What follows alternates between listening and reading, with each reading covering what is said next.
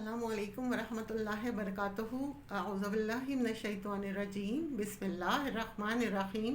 Rabbi इश्रह ली सदरी व यस्सिर ली अमरी वहलुल उक़दतम मिन लिसानी यफ़क़हू क़ौली। रब्बि ज़िदनी इल्मा व अमला या मुक़ल्लिबल क़ुलूबि सब्बित क़ल्बी अला दीनिक। या रब्बि लकल हम्दु कमा यंबग़ी लिजलालि वजहिका व अज़ीमि सुल्तानिक। हम पढ़ रही हैं सूरह अल बक़रा का तर्जुमा और तफसीर। आज जो आयतें पढ़ेंगे वो 112 से 114 तक हैं। जन्नत में जाने का तरीक़ा क्या है?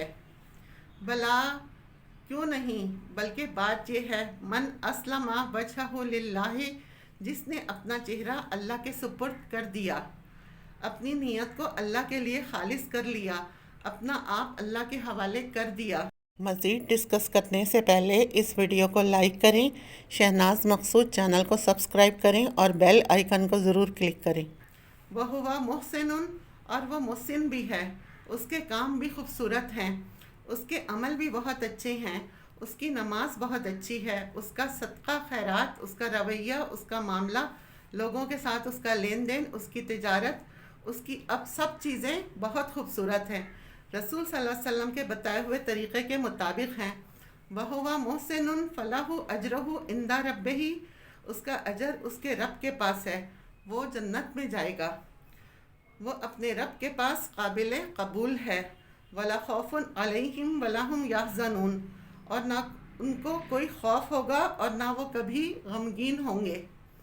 कौन गम और खौफ से पाक है? जो अपने काम को अल्लाह के लिए खालिस कर ले और जो अपने तरीक़ों में और अमलों में सुन्नत की पैरवी करे। ये बात याद रखिए, सुन्नत की पैरवी जो है ये किसी ज़बानी कलामी बातों का नाम नहीं है। सुन्नत की पैरवी जब होती है जब हम इसकी कुछ हुदूद का ख्याल रखते हैं। किसी भी काम को करने के लिए हमें यह देखना होगा कि ये काम नबी सल्लल्लाहु अलैहि वसल्लम किस तरह करते थे। मसलन अगर आपने क़ुरबानी के लिए गाय या बकरा ज़िबा करने के लिए कहा है तो सुन्नत की पैरवी इसी में है कि गाय बकरी वग़ैरह ज़िबा हो। अगर कोई शख्स ये कहे कि मैं तो घोड़ा ज़िबा करूँगा, ये बहुत ज़्यादा कीमती है और मुझे सवाब भी ज़्यादा मिलेगा, तो वो मुस्लिम नहीं है। क्यों? जबकि उसकी इतनी शान भी होती है, क्योंकि उसने सुन्नत की पैरवी नहीं की। फिर इसी मिक़दार में की जाए जो चीज़ नबी सल्लल्लाहु अलैहि वसल्लम ने जितनी की। अगर आपने ज़ोहर की 4 फ़र्ज़ पढ़े हैं तो कोई कहे नहीं मैं तो 5 फ़र्ज़ पढ़ूँगा, वो ज़्यादा भी हैं और उसका मुझे सवाब भी ज़्यादा मिलेगा, तो उसकी नमाज खूबसूरत नहीं। किस में है खूबसूरती? जितना कहा उतना करो, फिर रुक जाओ। मामलात में भी मोहसिन बनना है। सोने का, खाने का, पीने का तरीक़ा आप सल्लल्लाहु अलैहि वसल्लम का सबसे खूबसूरत तरीक़ा है। ये सारी चीज़ें जो आपके तरीक़ों में थी यही इंसान को मोहसिन बनाती हैं। वक़ालतिल यहूद लैसतिन नसारा अला शैइन वक़ालतिन नसारा लैसतिल यहूद अला शैइन वहुम यतलूनल किताब। क्या कहा यहूद ने कि नसारा किसी दीन पर नहीं, और कहा नसारा ने कि यहूद किसी दीन पर नहीं, हालांकि वो सभी किताब पर थे, सब किताब की तिलावत करते थे, पढ़ते पढ़ाते थे। इस आयत के पस मंज़र में एक सही हदीस बयान हुई है। तफसीर इब्न अबी हातिम में नजरान के नसारा का एक वाक़या दर्ज है। नजरान के नसारा का एक वफ़द यानी एक डेलीगेशन मदीने में नबी सल्लल्लाहु अलैहि वसल्लम से मुलाकात के लिए उनके पास आया। मदीने में क्योंकि यहूद भी रहते थे, जब उन्हें पता चला कि नसारा आपसे मिलने के लिए आए हैं तो वो भी पहुंच गए और उन्होंने आके रसूलुल्लाह सल्लल्लाहु अलैहि वसल्लम के पास लड़ाई झगड़ा करना शुरू कर दिया। राफ़े बिन हरुमना एक शख्स था।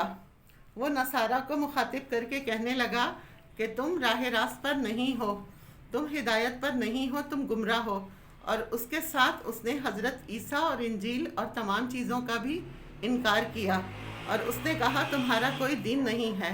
ये सुनकर नजरानी वक्त वो जो था वो गुस्से में आ गया और उनमें से एक शख्स उठा और उसने कहा कि यहूद तुम भी सीधे रास्ते पर नहीं हो, और उसने कहा कि हम तुम्हारे नबी और तुम्हारी किताब को नहीं मानते।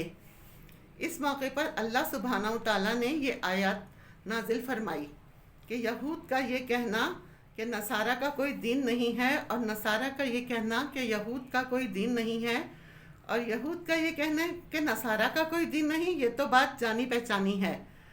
عیسیٰ علیہ السلام کو اللہ تعالیٰ نے بنی اسرائیل کی طرف بھیجا تھا، یعنی یہود کی طرف بھیجا تھا، اور سورہ الصف کی آیت نمبر 6 اس کی وضاحت کرتی ہے۔ اس قال عیسی ابن مریم یا بنی اسرائیل ان رسول اللہ الیکم، جب عیسیٰ ابن مریم نے کہا کہ اے بنی اسرائیل، میں تمہاری طرف اللہ کا رسول بنا کر بھیجا گیا ہوں، مصدقا لما بین یدیہ من التوراۃ، میں تصدیق کرتا ہوں اس چیز کی جو مجھ سے پہلے توریت میں سے آئی ہے، میں توریت کی تصدیق کرتا ہوں، مبشراً برسولہ یاتی من بعد اسمہ احمد، اور اپنے بعد ایک رسول کی بشارت دیتا ہوں، اس کا نام احمد ہوگا۔ گویا حضرت عیسیٰ علیہ السلام نے اپنی پہلی کتاب کی تصدیق بھی کی اور ساتھ ساتھ آنے والے پیغمبر کی بشارت بھی دی، لیکن اس کے ساتھ یہود نے کیا کیا؟ عیسیٰ علیہ السلام کا انکار کر دیا، ان کی شریعت کو انہوں نے نہیں مانا۔ یہود اور نصارہ دونوں نے ایک دوسرے کو غلط کہا، اور اگر دیکھا جائے تو نصارہ درست تھے کیونکہ یہود نے انکار کیا تھا، کیونکہ اس وقت کی ملت کون تھی؟ نبی صلی اللہ علیہ وسلم کے آنے سے پہلے تھا تو اسلام ہی، لیکن اس وقت کی ملت عیسیٰ تھی، اور ملت عیسیٰ حق پر تھی۔ بیسیکلی عیسیٰ علیہ السلام کے ماننے والے نبی صلی اللہ علیہ وسلم کی بعثت سے پہلے درست تھے، اور آپ کا انکار کرنے والے غلط تھے۔ تو ان دونوں کی بات میں درست بات نصارہ کی تھی۔ وہم یتلون الکتاب، اور وہ کتاب کی تلاوت کرتے ہیں، کتاب کو پڑھتے ہیں، کیونکہ کتاب میں پیغمبروں کی تصدیق کی گئی ہے، اور کتاب انسان کو یہ بتاتی ہے کہ حق پر کون ہے اور غلط کون ہے۔ اب ہوتا یہ ہے جن کو علم نہیں ہوتا اور جب علم آتا ہے تو اس کو مان لیتے ہیں، لیکن وہ لوگ جو جانتے ہیں اور پھر ان کو جب کسی بات کی یاد دہانی کرائی جاتی ہے اور وہ نہیں مانتے تو ان کا انکار کبھی اقرار میں نہیں بدلتا۔ یہاں پر اللہ تعالیٰ کیا فرماتے ہیں کہ یہ کتاب پڑھتے ہیں پھر بھی ایسی باتیں کر رہے ہیں۔ کتاب میں واضح طور پہ لکھا ہوا ہے کہ عیسیٰ علیہ السلام برحق پیغمبر ہیں، اور عیسیٰ علیہ السلام بھی تصدیق کرتے ہیں موسیٰ علیہ السلام کی۔ یہ ایک ہی دین ہے، لیکن لوگوں نے دین کے ٹکڑے کر لیے، گروہ بن گئے، اور ہر گروہ نے اپنے آپ کو حق پر ثابت کیا اور اپنے آپ کو درست کہنے کا ایک خود ساختہ معیار قائم کر لیا۔ نبی صلی اللہ علیہ وسلم کے زمانے تک ایسے لوگ موجود تھے جو عیسیٰ علیہ السلام کی پیروی کرتے تھے، ان کی کتاب کو مانتے تھے۔ کذالک قال الذین لا یعلمون مثل قولہم، ایسی ہی باتیں کی تھیں ان لوگوں نے جن کے پاس علم نہ تھا، کتاب نہ تھی، کیونکہ کتاب سورس ہے علم کا۔ مثل قولہم، ان نبی کی طرح کی باتیں، گویا عالم جاہل سب برابر۔ فاللہ یحکم بینہم یوم القیامہ، ایسے جھگڑے تو ہوتے رہیں گے، ان جھگڑوں کا فیصلہ دنیا میں نہیں ہو سکتا، وہ قیامت ہی کے دن ہوگا، اور فیصلہ خود اللہ سبحانہ و تعالیٰ کرے گا۔ کس میں؟ فیما کانوا فیہ یختلفون، ان معاملات میں جن میں یہ لوگ اختلاف کرتے رہے، وہ واضح کر کے کھول کر بتائے گا کون سچا تھا کون جھوٹا، کون حق پر تھا اور کون ناحق تھا۔ اس آیت سے ہمیں یہ پتہ چلتا ہے کہ یہود و نصارہ میں بھی باہم جھگڑے اور عداوتیں رہی ہیں، یہ بھی باہم ایک دوسرے کے دشمن رہے ہیں، لیکن خاص طور پر یہ عداوت کب تھی؟ نبی صلی اللہ علیہ وسلم کی آمد سے پہلے۔ یہ اس وقت کی بات جب آپ صلی اللہ علیہ وسلم دنیا میں تشریف لے آئے تو پھر ان کی باہمی عداوت زیادہ کس میں بدل گئی؟ دوستی میں بدل گئی۔ کس کاز میں وہ اکٹھے ہوئے؟ نبی صلی اللہ علیہ وسلم اور ان کے دین کی مخالفت میں، اپنے مفادات کے لیے۔ الگ الگ ہیں، لیکن جب ان کا مقابلہ اسلام سے ہوتا ہے تو وہ ایک ہو جاتے ہیں، ان کے مفادات مشترک ہو جاتے ہیں۔ مومن کو ایک دوسرے کا مددگار ہونا چاہیے۔ پریکٹیکلی صورتحال کیا ہے؟ کیا واقعی مومن ایک دوسرے کے مددگار ہیں؟ نہیں۔ اس وقت مسلمانوں کا جو حال ہے اس کی بنیادی وجہ یہی ہے۔ چند لوگ اکٹھے ہو کر کام کرنے لگیں، لیکن وہ اکٹھے نہیں ہو سکتے، چاہے وہ مسجد ہو، اللہ کا گھر ہو، ایک دوسرے کے لیے عداوت، ضد، حسد۔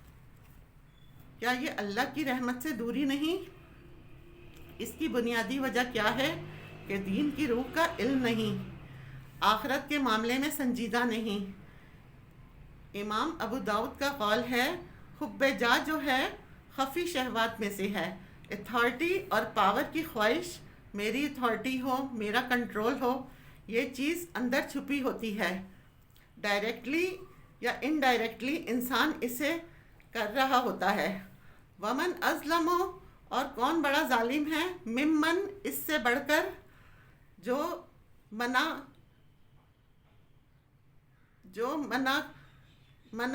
منع کرے روح مسجد اللہ کی مسجدوں سے۔ وہ شخص سب سے بڑا ظالم ہے جو لوگوں کو اللہ کی مسجدوں میں داخل ہونے سے روکے۔ این یذکر فیہا اسمہ، کہ اس میں اس کا نام لیا جائے، یعنی مسجدوں میں اللہ کا نام لینے سے منع کرنے۔ وسعی فی خرابہا، اور اس کی خرابی کی بھاگ دوڑ کرے۔ اس میں ہم دیکھتے ہیں کہ شروع دور سے ہی کچھ نہ کچھ واقعات ہمیں ملتے ہیں۔ مثلا نبی صلی اللہ علیہ وسلم کی بعثت سے پہلے ابراہہ کا واقعہ ملتا ہے۔ سب کو معلوم ہے سورہ فیل کا ترجمہ، وہ کیا کرنے آیا تھا مکہ؟ کعبہ کو گرانے۔ ان کی چال کعبہ کو گرانا تھی تاکہ لوگ یہاں نہ آئیں، یہاں نہ اللہ کا نام لیا جائے۔ یہ بھی ایک مذہبی عداوت ہے۔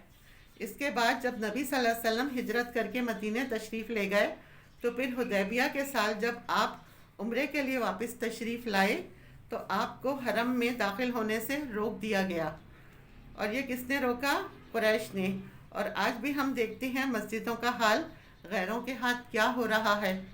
لیکن جو بھی کوئی اللہ کے گھر کو برباد کرے، اسے مسمار کرے، اسے اجاڑے، اسے اس کے اصل مقصد سے دور کرے، وہ اللہ کی نگاہ میں سب سے بڑا ظالم ہے۔ مسجد بنانے کا اصل مقصد کیا ہوتا ہے؟ ان یذکر فیہا اسمہ، اور اس کی دلیل کیا ہے؟ نبی صلی اللہ علیہ وسلم کے اسوہ حسنہ سے۔ آپ سب کو یہ قصہ پتہ ہوگا کہ مسجد نبوی میں ایک مرتبہ ایک بدو آ گیا تھا۔ اس نے آ کر کیا کیا؟ یورین کرنا شروع کر دیا۔ آپ صلی اللہ علیہ وسلم کے صحابہ اس کو مارنے کے لیے بھاگے، تو آپ صلی اللہ علیہ وسلم نے اسے روک دیا اور کہا یہ جو کر رہا ہے اسے کرنے دو۔ جب وہ کر چکا تو آپ نے اسے پیار سے سمجھایا۔ آپ نے کہا یہ مسجدیں یورین اور گندگی وغیرہ کے لیے نہیں ہیں، مسجد کس لیے ہوتی ہے؟ اللہ کے ذکر کے لیے اور نماز کے لیے۔ اور نماز بھی کیا ہے دراصل؟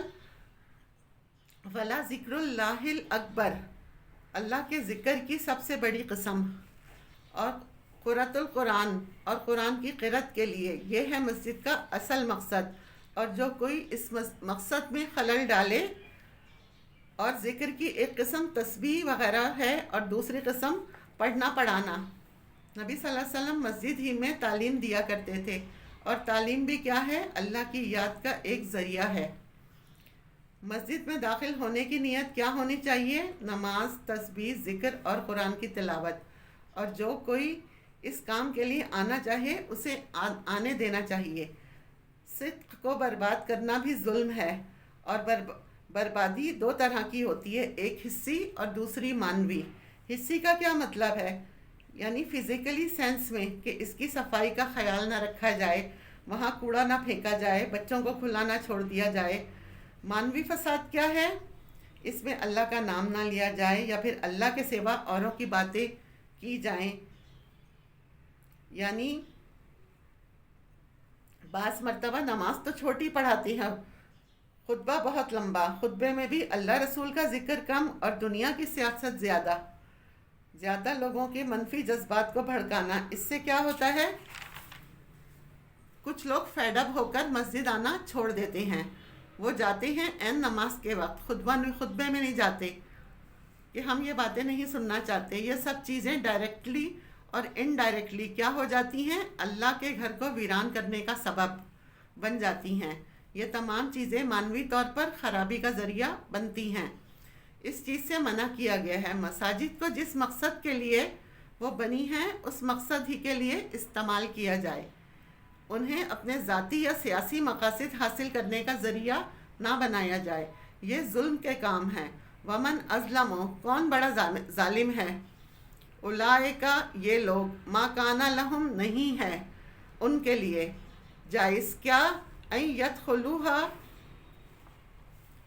کہ وہ اس میں داخل ہوں، الا خائفین، مگر ڈرتے ہوئے۔ مسجد کے اندر کیسے داخل ہونا چاہیے؟ اللہ کے ڈر کے ساتھ۔ لہم فی الدنیا خزی، اس لیے دنیا میں بھی رسوائی ہے، یہ ان کے اپنے ہاتھوں کی کمائی ہے۔ وَلَهُمْ فِي الْآخِرَةِ عَذَابٌ عَظِيمٌ، اور ان کے لیے آخرت میں بھی بہت بڑا عذاب ہے۔ تو گویا مسجدوں کو نقصان دینے والوں کے لیے دوہری سزا ہے، دنیا میں بھی اور آخرت میں بھی۔ وآخر دعوانا ان الحمد للہ رب العالمین۔